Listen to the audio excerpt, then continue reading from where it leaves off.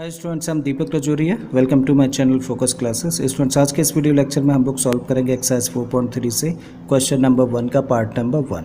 इसमें दिया है हम लोगों को find the roots of the following quadratic equation if they exist by the method of completing the square. तो हम लोगों को यहाँ पे एक क्वाड्रेटिक इक्वेशन दे रखी है। सबसे पहले तो हम लोगों को क्या करना है, इस क्वाड्रेटिक इक्वेशन के रूट्स एग्जिस्ट करते हैं या फिर नहीं करते हैं ये चेक करना है। और अगर एग्जिस्ट करते हैं तो हम लोगों को कंप्लीटिंग द स्क्वायर मेथड से वो रूट्स फाइंड करने हैं। ठीक है, तो चलिए स्टार्ट करते हैं। सबसे पहले हम लोग समझ लेते हैं कि अगर कोई भी क्वाड्रेटिक इक्वेशन हम लोगों के सामने लिखी हुई है ax² plus bx plus c equal to 0। वैसे यही क्या होती है, क्वाड्रेटिक इक्वेशन की जनरल फॉर्म होती है। ठीक है, और हम लोगों को क्या फाइंड करना है कि रूट्स एग्जिस्ट करते हैं इसके या नहीं, या फिर नेचर ऑफ रूट्स फाइंड करना है। तो हम लोग डिस्क्रिमिनेंट फाइंड करते हैं। राइट, सो डिस्क्रिमिनेंट फाइंड करते हैं और डिस्क्रिमिनेंट को रिप्रेजेंट करते हैं हम लोग डी से। करेक्ट, और डी निकालते कैसे, b² माइनस 4ac से। मीन्स b² में से 4ac को माइनस कर दीजिए, जहाँ पे b क्या है, x का कोफिशिएंट है, a क्या है, x² का कोफिशिएंट, और c क्या है, कांस्टेंट टर्म है उस क्वाड्रेटिक इक्वेशन में। ठीक है, अब जब हम लोग डी फाइंड कर लेंगे तो हम लोगों के सामने तीन केसेस आ सकते हैं। फर्स्ट केस में हो सकता है कि आपका जो डिस्क्रिमिनेंट यानी कि डी है वो किसके इक्वल आए, निकल के 0 के इक्वल। सेकंड केस में हो सकता है कि जो हम लोगों का डिस्क्रिमिनेंट है जब उसको कैलकुलेट करें तो वो 0 से बड़ा आ जाए। और थर्ड केस में हो सकता है कि हम लोगों का जो डिस्क्रिमिनेंट है वो 0 से छोटा आ जाए। करेक्ट, तो यही तीन कंडीशंस हम लोगों के सामने आ सकती हैं। अब आते हैं फर्स्ट केस में। अगर हम लोगों का डिस्क्रिमिनेंट 0 है तो इमीडिएटली हम लोग कह सकते हैं कि जो रूट्स हैं वो एग्जिस्ट करते हैं और दोनों रूट्स आपस में कैसे हैं, इक्वल है। ठीक है, सेकंड केस पर आते हैं। अगर हम लोगों का डिस्क्रिमिनेंट कैलकुलेट करने के बाद में 0 आता है, 0 से बड़ा आता है, 0 से बड़ा आने का मतलब क्या है कि पॉजिटिव वैल्यू निकल के आती है, तो फिर हम लोग कह सकते हैं कि रूट्स एग्जिस्ट तो करते हैं लेकिन रूट्स कैसे हैं, डिफरेंट है।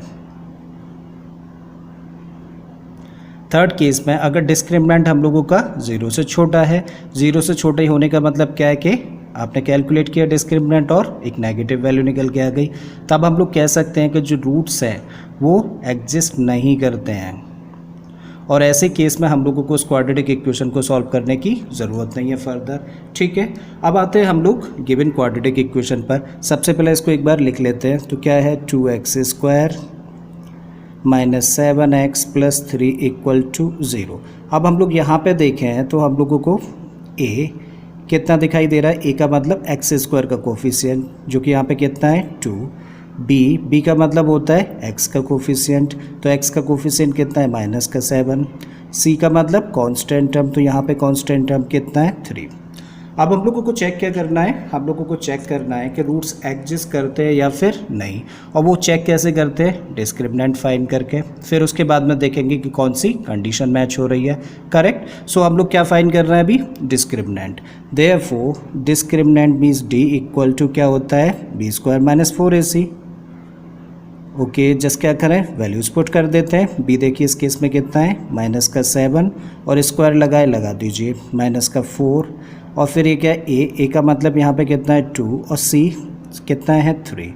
ठीक है, कभी भी नेगेटिव नंबर का स्क्वायर करेंगे तो पॉजिटिव हो जाएगा, और 7 का स्क्वायर करेंगे तो 49, तो ये बन गया पॉजिटिव 49। माइनस का साइन है, लगा दीजिए। 4 2 जा 8, 3 जा 24। तो हम लोगों ने 49 माइनस 24 इक्वल टू कितना आ गया, 25। तो डिस्क्रिमिनेंट हम लोगों ने कितना फाइंड किया, 25, और ये तो पॉजिटिव वैल्यू है ना। ठीक है, यानी कि कह सकते हैं कि डी कैसा है, 0 से बड़ा है।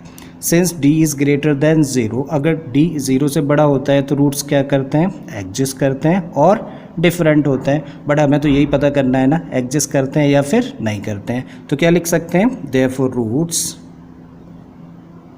एग्जिस्ट। और अब अगर रूट्स एग्जिस्ट करते हैं तो हम लोगों को रूट्स फाइंड करने हैं। चलिए करते हैं।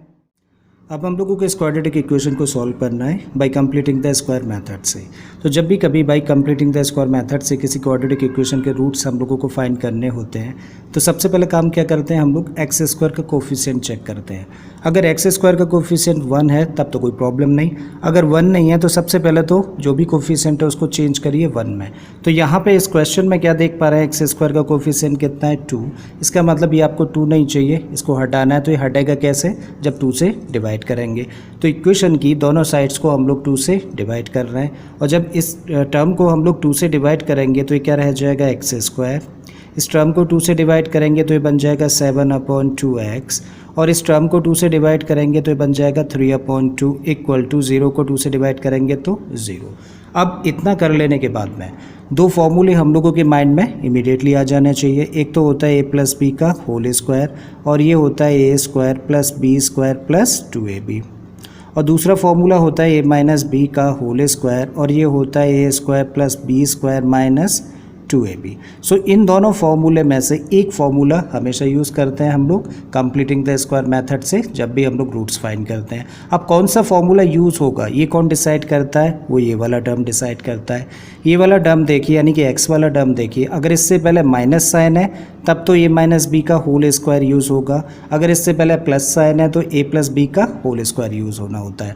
अब यूज़ कैसे होता है, हम लोग क्या करते हैं कि जो फर्स्ट 2 टर्म्स है ना इनके अंदर कुछ चेंजेस करते हैं और चेंजेस कर लेने के बाद में a square plus B square minus 2ab जैसी फॉर्म में कन्वर्ट करते हैं। और जैसे ही a square plus B square minus 2ab जैसी फॉर्म में आते हैं ये 2 टर्म्स तो हम लोग उसके प्लेस पे क्या रख सकते हैं, a माइनस बी का होल स्क्वायर जैसी फॉर्म रख सकते हैं। ठीक है, तो अभी क्या कर रहे हैं हम लोग, यहाँ पे इस फॉर्म के अंदर इन 2 टर्म्स को चेंज करना है। तो हम लोग देखें तो यहाँ पे सबसे पहला जो टर्म है वो क्या है, a स्क्वायर।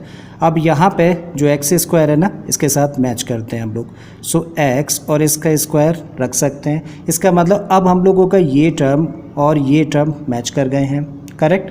नेक्स्ट ये माइनस वाला टर्म है ना, और इस फॉर्मूले में माइनस वाला तो सिर्फ यही टर्म है ना, क्या है ये माइनस का 2ab। और यहाँ पे हम लोगों को फॉर्मूले में क्या चाहिए होता है, 2 चाहिए होता है। यहाँ पे क्या लिखा हुआ है ज़रा देखते हैं, माइनस का 7/2x है ना, करेक्ट। अब हम लोग देखें इसका न्यूमरेटर कितना है 7, क्या 7 का 2 एक फैक्टर होता है, नहीं होता। अगर नहीं होता तो फिर क्या करिए, माइनस का साइन लगाइए, 2 अपनी तरफ से रखिए, मीन्स आप क्या कर दिया आपने 2 से मल्टीप्लाई कर दिया, और 7/2 ये ऑलरेडी लिखा हुआ था इसको ऐसे ही लिखिए, और साथ में क्योंकि मल्टीप्लाई किया है तो डिवाइड भी कर दीजिए, मीन्स नीचे भी लिख दीजिए 2। फिर क्या लिखा है x एज इट इज़ रखिए, 3/2 इक्वल टू 0। आपने देखिए इस टर्म में जिस नंबर से मल्टीप्लाई किया था उसी से साथ में डिवाइड कर दिया है तो ओरिजिनल वैल्यू पे कोई फ़र्क नहीं पड़ा, करेक्ट। अब इसको एक बार और लिख लेते हैं हम लोग, सो x है इसका होल स्क्वायर माइनस 2 इंटू, इसको सिंप्लीफाई करें तो 2 और 2 कितना हो जाएगा, मल्टीप्लाई करके 4, और ये हो गया x plus 3/2 equal to 0।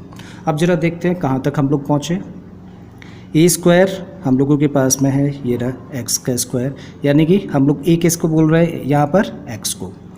Then minus का 2ab, तो माइनस का 2 एक्स को बोल रहे हैं ना ए, तो ये तो ए है, तो फिर बचा हुआ टर्म जो कुछ बचा हुआ पार्ट इस टर्म में जो कुछ भी वो क्या है, बी है ना। तो हम लोगों ने बी आइडेंटिफाई कर लिया और बी कितना है 7/4। तो अभी हम लोगों के पास में कौन कौन से टर्म है रेडी, एक तो a स्क्वायर है, दूसरा माइनस का 2ab है। कमी सिर्फ किस टर्म की है, ये पूरा फॉर्मूला बनने में b स्क्वायर की कमी है, करेक्ट। लेकिन b अब आपने आइडेंटिफाई कर लिया है। अगर इसकी कमी है तो जस्ट क्या करना है, अब b स्क्वायर अपनी तरफ से प्लस करो और साथ ही माइनस कर दो। कैसे, ज़रा देखिए, x का होल स्क्वायर माइनस 2 इंटू 7/4 और x लिखा हम लोगों ने, b कितना है 7/4 ना, तो आपने 7/4 का स्क्वायर b स्क्वायर ना अपनी तरफ से प्लस किया, और प्लस करेंगे तो ओरिजिनल वैल्यू चेंज हो जाएगी, तो चेंज ना हो इसीलिए आपने क्या कर दिया 7/4 का होल स्क्वायर साथ ही माइनस भी कर दिया है, प्लस 3/2 एज इट इज़ रखा, दिस इक्वल टू 0। अब ज़रा यहाँ से लेके यहाँ तक देखिए कैसे लग रहा है, ये a स्क्वायर प्लस का बी स्क्वायर माइनस 2ab, और A square plus B square minus 2ab जैसी फॉर्म हो तो उसके प्लेस पे क्या रख सकते हैं आप, a माइनस बी का होल स्क्वायर। तो ए के प्लेस पे यहाँ पे अब क्या है x और b के प्लेस पे यहाँ पे क्या है 7/4। तो a माइनस बी का होल स्क्वायर रख सकते हैं इन 3 टर्म्स के प्लेस पे रख दिया हम लोगों ने। अब यहाँ पे क्या है 7/4 का होल स्क्वायर है ना, माइनस का साइन है, पहले लगा देते हैं। 7 का स्क्वायर करेंगे तो 49, 4 का स्क्वायर करेंगे तो 16 प्लस 3/2 इक्वल टू 0। अब क्या करिए इन दोनों टर्म्स को ना पहले ट्रांसपोज करो, उसके बाद में आगे करते हैं। तो x माइनस 7/4 और इसका होल स्क्वायर। अभी कैसे टर्म है नेगेटिव, जब इसको ट्रांसपोज करेंगे तो ये कैसा हो जाएगा पॉजिटिव हो जाएगा। तो ये तो बन गया प्लस का 49/16 और ये हो जाएगा हम लोगों को ट्रांसपोज करने पे माइनस का नेगेटिव। ठीक है, अब इसको क्या करिए सिंप्लीफाई कर लीजिए, दोनों का एलसीएम कितना आएगा 16। सो 16 से इसको डिवाइड करेंगे 1 टाइम डिवाइड होगा, 1 का मल्टीप्लाई इसके न्यूमरेटर यानी कि 49 में करेंगे तो 49, माइनस का साइन है लगाइए। 2 से इसको डिवाइड करेंगे 8 टाइम्स होगा, 8 का मल्टीप्लाई 3 में कर देंगे तो 24। करेक्ट। अब जरा आते हैं यहाँ पर। सो हम लोगों के पास अभी क्या है x माइनस 7/4 का होल स्क्वायर इक्वल टू 49 में से 24 गए तो 25/16। अभी किसकी वैल्यू है x माइनस 7/4 का होल स्क्वायर, और हम लोगों को फाइनली निकालना क्या है x निकालना है। तो उसके लिए स्क्वायर हटाना पड़ेगा। ये हटेगा कैसे, जब दोनों साइड्स का हम लोग स्क्वायर रूट लेंगे। So taking square root of both the sides, तो ये बच गया हम लोगों का 7/4, क्योंकि हम लोगों ने क्या किया स्क्वायर रूट लिया तो स्क्वायर हट गया। ठीक है, अब इधर हम लोग स्क्वायर रूट लेंगे तो प्लस माइनस साइन लगेगा और ये 25/16, क्योंकि 25 क्या है परफेक्ट स्क्वायर है किसका 5 का, तो रूट साइन के बाहर क्या आ जाएगा 5, और 16 ये भी परफेक्ट स्क्वायर है किसका 4 का, तो ये भी हम लोगों का रूट साइन के बाहर आ गया। तो प्लस माइनस 5/4 ये वैल्यू निकाली और ये वैल्यू है किसकी x माइनस 7/4 की। अब इसका मतलब यहाँ से x माइनस 7/4 की अगर 2 वैल्यूज़ है तो कितने केसेस बन जाते हैं 2 केसेस बन जाते हैं, एक बार प्लस लेते हैं और एक बार माइनस। तो अब हम लोगों के पास में है कि x माइनस 7/4 अभी पॉजिटिव वैल्यू ले लेते हैं इक्वल टू 5/4, एंड दूसरा जो निकल के आता है x minus 7/4 equal to minus का 5/4। तो दूसरा रिलेशन ये है। हमें फाइंड क्या करना है, हमें तो x फाइंड करना है ना, तो इसको क्या करें ट्रांसपोज कर दें। तो x इक्वल टू, क्योंकि नेगेटिव है तो ट्रांसपोज होके क्या होगा पॉजिटिव। सो 7/4 और प्लस में ये ऑलरेडी है यहाँ पे 5/4। अब देखो दोनों के डिनोमिनेटर सेम है ना, और जब सेम डिनोमिनेटर होते हैं तो न्यूमरेटर भी एज इट इज़ प्लस या माइनस हो जाते हैं। तो 7 + 5 कितना हो गया 12/4, और 12/4 कितना होगा 3। सो x इक्वल टू हम लोगों ने यहाँ से फाइंड किया कितना 3। इधर आते हैं ज़रा, यहाँ भी क्या करिए x की वैल्यू क्योंकि निकालनी है तो इसको ट्रांसपोज कर दें। तो x इक्वल टू, क्योंकि ये नेगेटिव है ट्रांसपोज करने पे पॉजिटिव होगा, तो 7/4 और ये तो नेगेटिव है ना एज इट इज़ इसको रखिए। सो x इक्वल टू, क्योंकि डिनोमिनेटर दोनों के सेम है तो वही एलसीएम आएगा, और उस केस में हम लोग न्यूमरेटर्स को एज इट इज़ माइनस कर सकते हैं। ठीक है, तो 7 में से 5 माइनस किया तो कितना आया 2। अब 2 से काट दीजिए, 2 × 1 = 2 और 2 × 2 = 4। इसका मतलब x इक्वल टू यहाँ से कितना निकल के आ जाता है तब 1/2, राइट।